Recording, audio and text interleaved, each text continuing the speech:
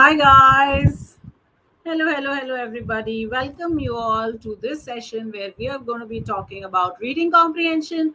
In the last 8 sessions we have done vocabulary for reading comprehension, and this one also we'll be covering a passage. If you can see me and hear me, if I am audible and visible, guys, give me a quick yes, and if I'm not, then give me a no so that I know that you can see me and hear me. Guys, remember, if you are here and ready with the session, then just make sure that you have shared the session with your friends and family so that others can also join in. I hope you have already liked the session. If you haven't, do like it, and also make sure that you have subscribed to the channel so that you can participate in the chat. Okay, guys, my name is Abhilasha and I'm going to be taking you through this reading comprehension session. Guys, remember, when you read better, when you work at your reading comprehension, there are 4 sections that actually improve for you. So there is general English that you can do better, right? So that's number 1. There's logical reasoning, which you will do better. That's your second section. Your third section, of course, will be your legal reasoning, which also, because it's full of passages, you will do better at that section also.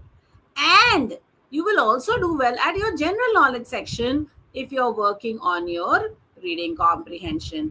And that is why you need to focus a lot on your reading comprehension, mainly on your reading and your practice. Of course, your vocabulary is also very important, because if your vocabulary is not strong, how are you going to read and understand the passage? So therefore, these sessions are very helpful. Why? Because we're taking up passages and we're trying to solve some vocabulary questions from those passages. In today's passage, I have got some 10 questions for you, and we'll try and cover those, all based on vocabulary. So let's not waste any time. Let's get started. Here's your passage. Let's read this. Okay.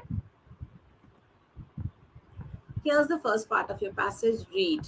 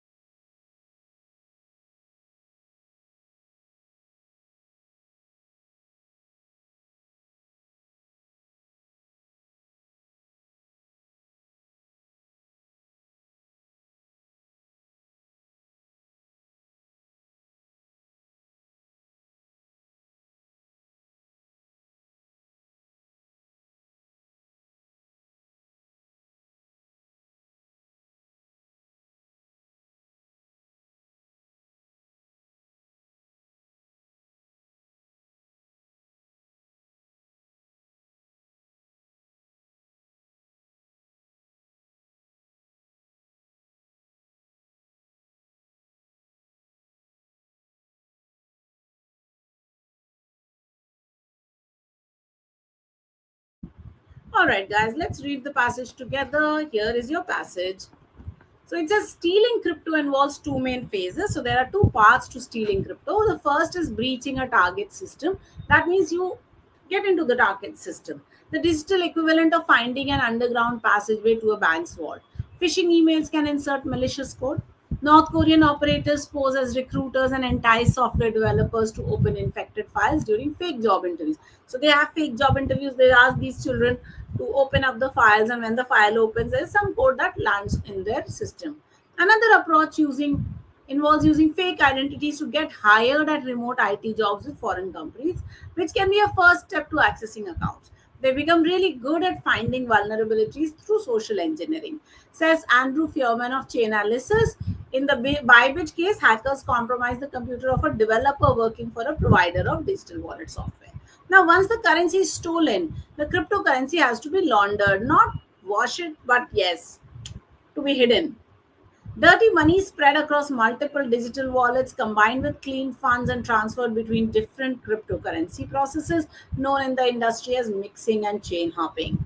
They're the most sophisticated crypto launderers we've ever come across, says Tom Robinson of Elliptic, a blockchain analytics firm. Finally, the stolen funds need to be cashed out, so you need the money. Okay, let's read the second part of the passage. Again, I'm muting myself. You can read the passage.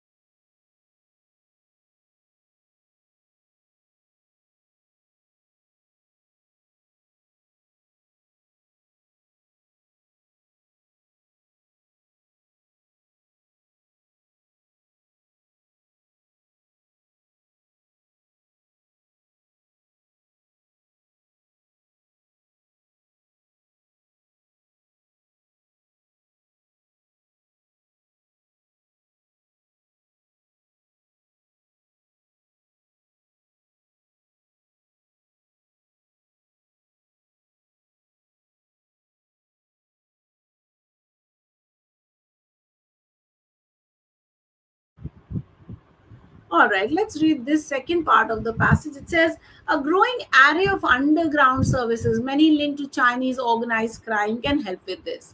Fees and interdictions by law enforcement reduce the overall take, but North Korea can expect to receive 80% or maybe 90% of the funds it steals, says Nick Carlson, a former FBI analyst now with TRN Labs, a blockchain intelligence firm. North Korea has several strengths. Now, what are these? One is talent. So, this could appear counterintuitive. The country is desperately poor, and ordinary citizens have severely restricted access to the internet or even computers. But North Korea can take the best minds and tell them what to do. Nobody can stop, says Kim Seung Joo of the School of Cybersecurity at Korea University in Seoul. They don't have to worry about them going to work at Samsung. At the International Collegiate Programming Contest in 2019, a team from a North Korean university came eighth, beating those from Cambridge, Harvard, Oxford, and Stanford, some of the best minds in the world. Okay, that's very interesting. All right, here is your first question. What does breaching most likely mean? Breaching, you're breaching into those systems. So, what are you doing? You're probably getting into it. So, are you strengthening? No. Violating or breaking into? Yes. Protecting? No. Encrypting? No.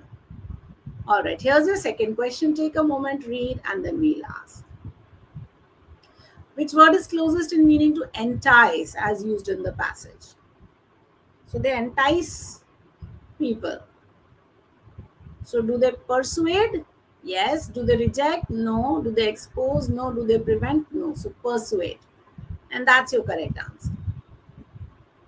Which of the following words is the opposite of sophisticated as used in the phrase, they are the most sophisticated crypto launderers? So, is it elite, complex, naive, or advanced? It's definitely not elite, not complex, not naive. Advanced is the correct answer. The term vulnerability in the passage. What is vulnerable? Vulnerable is something that can be attacked, right? So it's not a strong security measure. It can be a weak point. Can it be a cryptographic advancement? No. Can it be a software update? No. So it's a weak point that can be exploited. So your family is your vulnerability, right? So these things.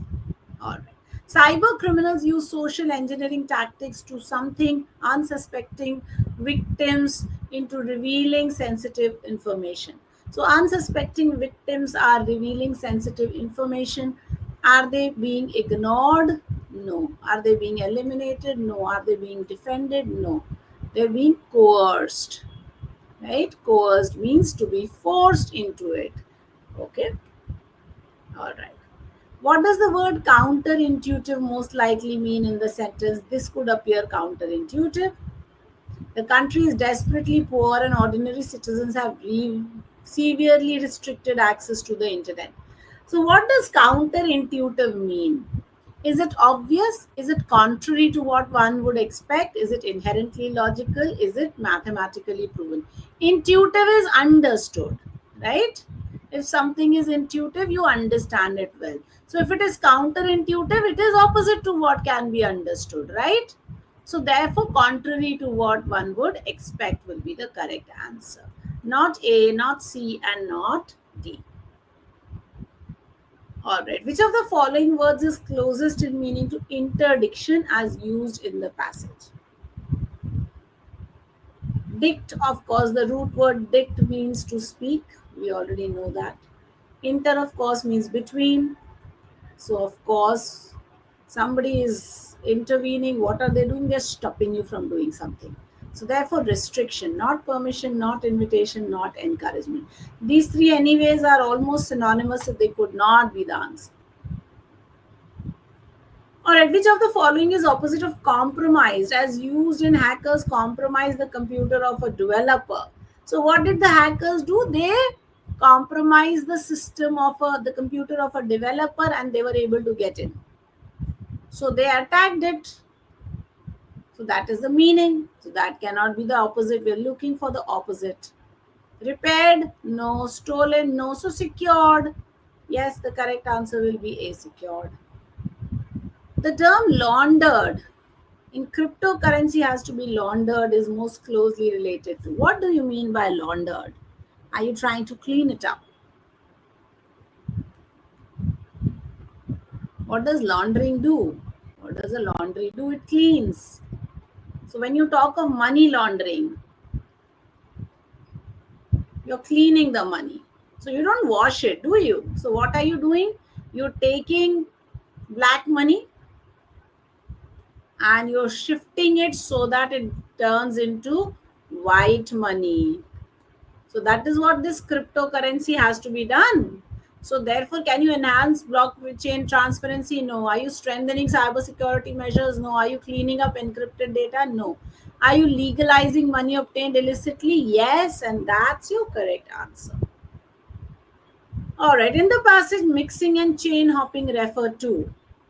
We'll just have to go back to the passage. You read the options and then I'll take you back to the passage and we'll try and answer this question.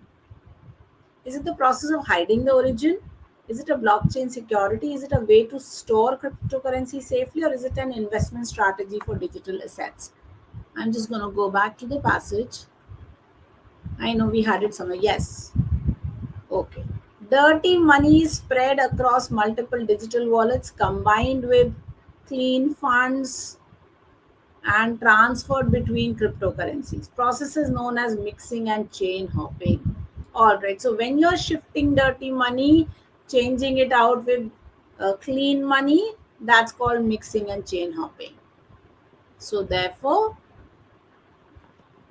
the correct answer will be process of hiding the origins of cryptocurrency, and that's going to be your correct answer. A blockchain security method, no. Way to store cryptocurrency safely, no. Not an investment strategy also. All right. So that brings us to the end of today's session, guys. I hope I've been able to help. Remember, you can always pause the video wherever you want to answer the question and then check my version of the answer and see if you've got it right. What is your score at this point of time out of 10 questions? Please identify and please put it in the chat box so that we can also see what your scores are. All right, with that, I come to the end of the session. If you have any questions, feel free to ask me. I'm here for a minute.